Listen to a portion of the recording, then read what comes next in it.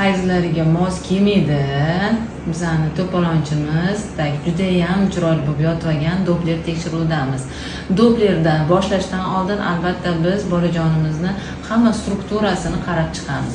Birinchi demak boshini ko'ramiz. Bosh miya strukturalari, demak bo'lmachalar, qorinchalar deb hamma joylarini atido qarab chiqamiz. Boshdagi demak suyuqliklar miqdori normada. Suyaklari, bosh miya suyaklari yaxshi birikkan. Yuzlarini ko'ramiz. O'ng ko'z, chap ko'z normada joylashgan. Ko'z qorachiqlarini holatini baholaymiz. Harakatchalarini ham baholaymiz yaxshi. Burun suyakchalari va burun teshikchalarigacha e'tibor qilamiz.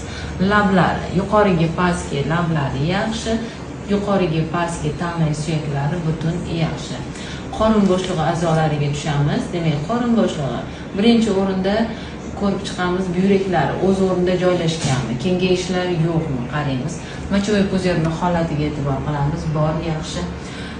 O'pkachalarimiz, o'ng chap bo'lakchalari normada, oshqozoncha bor normada, o't qopi joylashgan normada.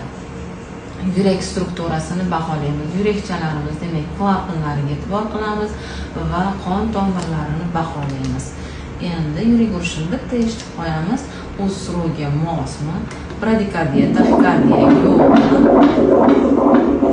Yaxshi, yurak urishlari bir xil tekislikda.